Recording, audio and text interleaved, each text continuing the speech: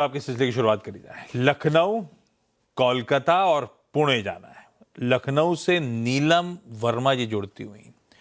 नीलम ma'am, हाय, good afternoon. क्या करते हो लखनऊ में आप, और गुड कब आफ्टरनून से स्टॉक सर। मार्केट में हो?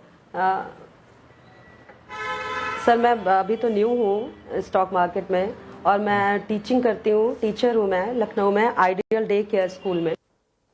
अभी स्कूल बट में ही हो मैंने आप? लास्ट दिसंबर 2020। हाँ जी। तो फिर बच्चे क्या कर रहे हैं? और टीचर्स उन्हें देख रही हैं सर। और शोर भी नहीं कर रहे हैं? कोई आवाज ही नहीं आ रही बच्चों की? नहीं, बच्चे हमारे बहुत समझदार हैं, इसलिए समझा दिया ना उनको तो वो लोग मान गए हैं।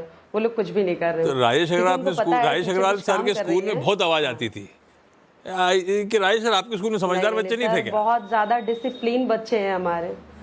आई थिंक नहीं होंगे, लेकिन बट मेरे क्या बहुत ज्यादा डिसिप्लिन, आपको एक भी नॉइस नहीं आ रही होगी कुछ भी। लखनऊ की ऐसे एक हाईलाइट है सिटी मॉन्टेसरी स्कूल, सीएमएस। भाई साहब, इतने बच्चे, इतनी ब्रांचेस, जहां जाओ लखनऊ में एक ना एक ब्रांच बहुत मिल जाएगी हर गली कूचे में। भाई साहब, गजब है वो स्कूल। मिल खैर, जाएगी सर, बिल्कुल। नीलम मैम, पहला सवाल। जी सर। सर मैंने लास्ट दिसंबर 2024 में आईओबी बैंक से स्टॉक्स लिए थे 57 रुपीज़ में, बट प्रेजेंट टाइम में जिसकी कीमत जाके हो गई 39 समथिंग। हाँ। तो मैं ये पूछना चाहती हूँ, तो वो मैं तो बिल्कुल लॉस में हो गई हूँ, और मैं इस सेंसेक्स में बिल्कुल न्यू हूँ, बिल्कुल।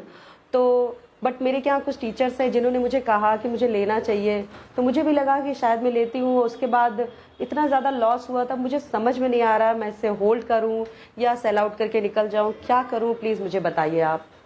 राजेश सर, दिक्कत है, 18 रुपए का लॉस हो रहा है, क्या करूं बताएं? जी सर, आप बताएं सर मुझे। गुड आफ्टरनून आशीष जी, बाकी भी जो महिला और मित्रगण पैनल में सबको नमस्कार। हाँ जी, कहिए, कुछ कह रही थी आप।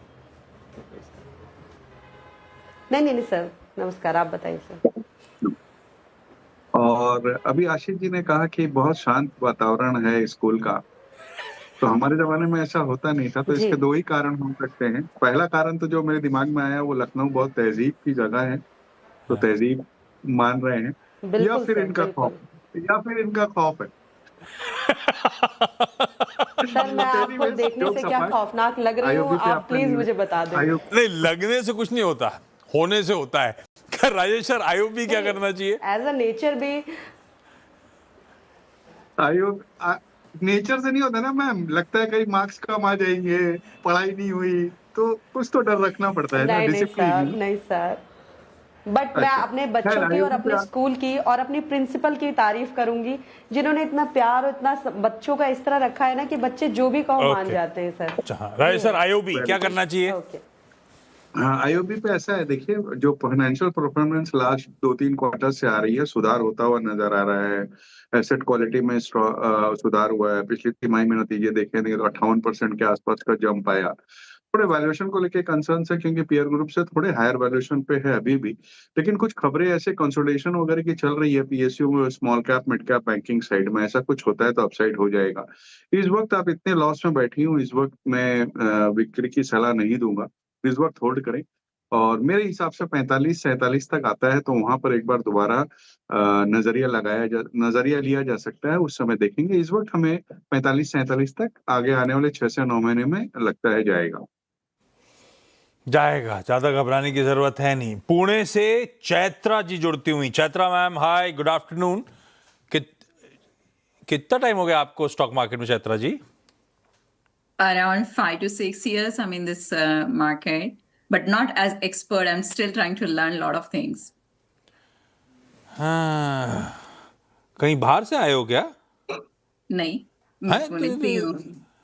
अच्छा, ओके। चैत्रा मैम, पहला सवाल कौन सा? मेरे पास कॉन्कर के अराउंड 1200 शेयर्स है एट 746 756।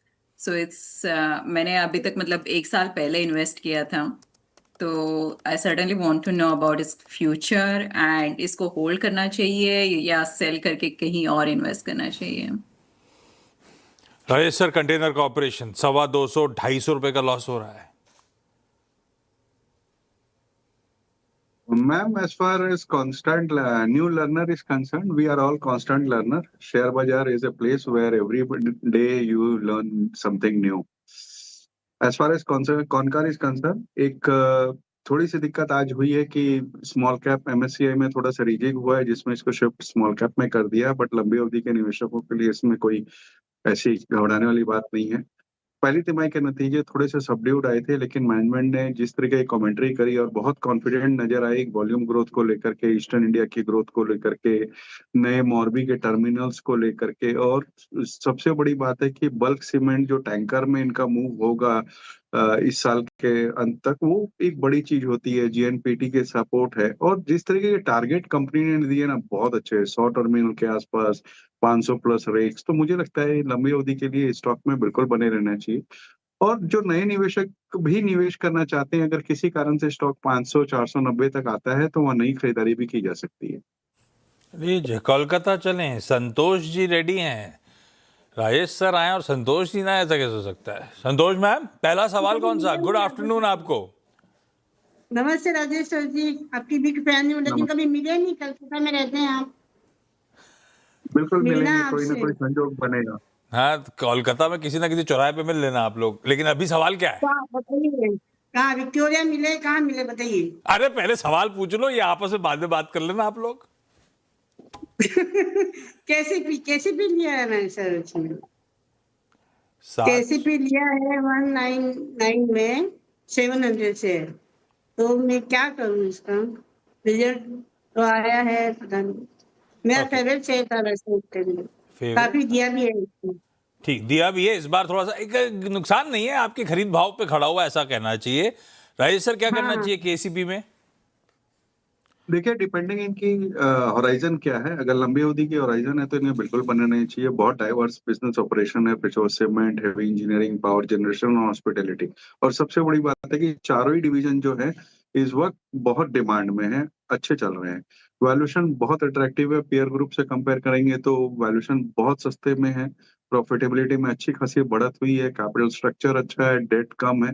मैं समझता हूँ फंडामेंटल्स बहुत स्ट्रांग है। मूवमेंट आती नहीं है क्योंकि उतने हाई लो बीटा स्टॉक है, बट लंबी अवधि के निवेशकों को बने रहना चाहिए। बने रहिए भाई संतोष मैम। नीलम मैम, अगला सवाल। Hello sir. सर मेरा नेक्स्ट ये है कि मैंने अभी लास्ट 6 मंथ पहले बंधन बैंक से कुछ स्टॉक्स लिए थे 146 रुपीज़ में, बट वो इस समय है 152 में, तो वो काफ़ी अच्छा मुझे उसमें फ़ायदा हुआ है। तो मैं ये भी पूछना चाहती हूँ, इसमें मैं क्या करूँ? क्या इसको मैं सेल आउट कर दूँ या होल्ड करूँ? इस पे मुझे आप बताइए कि मैं क्या करूँ सर। राजेश सर भाई, काफी फायदा हो रहा है बंधन बैंक में। 5-6 रुपए का गेन है वैसे मैम को, उसमें नुकसान था, इसमें चलिए फायदा तो दिख रहा है। हालांकि दलाली एडजस्ट करूंगा तो ऐसा है नहीं, खरीद भाव के आसपास पकड़ा, क्या करूं? देखिए, फंडामेंटल्स अच्छे हैं क्योंकि 1754 ब्रांचेस हैं, 438 एटीएम हैं, मार्केट कैप सिर्फ 25,000 से भी कम का है। ये चीजें हाँ। अच्छी है, लेकिन अगर आप दूसरी तिमाही के नतीजे देखेंगे, बेहद खराब आए थे। आगे आने वाले दिनों में सुधार की उम्मीद है, लेकिन ऐसी जगह रहना ही क्यों जहां उम्मीद पे जा रहा जाए। अभी आप नुकसान पे है नहीं, स्विच कर लें बेहतर बैंक्स में, जैसे कि एचडीएफसी बैंक हो या कोई कोटक बैंक, जो हो सकता है कि रिटर्न्स थोड़े से स्टेबल दें और लंबी अवधि में अच्छे पैसे दें। Chaitra ma'am, next question ma'am. Hi, मेरे पास हुडको के अप्रॉक्सीमेटली 6,000 शेयर्स है। That is also very at high cost, 273. So even I'm seeing a lot of the analysis reviews. It's a very high valuation. So is it worth to hold it or should I exit it from Hudco? Valuations महंगे हैं क्या इसके Rajesh sir? और ऐसे में hold करने लायक stock है कि नहीं है? देखिए, पहली बात तो कंपनी बहुत अच्छी है, गवर्नमेंट बैकिंग है, 75% के आसपास गवर्नमेंट की होल्डिंग है और नवरत्न कंपनी है। तो जितने भी सरकारी ठेके होते हैं, चाहे वो इंफ्रास्ट्रक्चर के, हाउसिंग के, उनमें इन्हें प्राथमिकता मिलती है। वैल्यूएशन मैडम ने ठीक कहा कि थोड़े से स्ट्रेच इस वक्त नजर आते हैं, बट लंबी अवधि के लिए बने रह सकते हैं 250 के टारगेट के साथ अगले 6 से 9 महीने में। संतोष मैम, अगला सवाल हमारा। रेन इंडस्ट्री, रेन RAIN, हाँ, उसको 140 में लिया था 500 से। लंबी अवधि का सोच के लिए थे संतोष मैम? नहीं, लंबी मैं पहले शॉर्ट टर्म करती थी, इसमें काफी टाइम, इस बार जरा से है वही भाव आ ही नहीं रहे हैं 130। अच्छा, तो ऐसा है केसीपी रेन पहले डाले थे, कमा लिया तो फिर घुसे, इस बार कमा के नहीं दे रहे, ऐसा? Yes yes yes. अरे सर क्या करें भाई, अच्छा भी है, तो अच्छा भी है, ऐसी बात नहीं है। ये अच्छा नहीं है? फंडामेंटल भी दिक्कत नहीं है। ये राजेश सर बताएं, राजेश सर ये उतना अच्छा नहीं है क्या, और करना क्या है? देखिए कंपनी अच्छी है, कैल्सानाइट कोक वगैरह में काम करती है, कुछ सीमेंट प्रोडक्ट्स भी है, लेकिन लगातार ये ऐसी कंपनी है जो एक सडन समय के लिए मोमेंटम में आती है, फिर 2-4 साल के लिए ठंडे बस्ते में चली जाती है। नंबर्स इस वक्त उतने अच्छे नजर नहीं आ रहे हैं, रिस्क हाई है, डेट भी बहुत हाई है। तो बेहतर होगा कि जहां भी उछाल आए वहां से निकल जाए, और मैं यही सजेस्ट करूंगा कि आप फंडामेंटली स्ट्रांग कंपनीज में बनी रहें।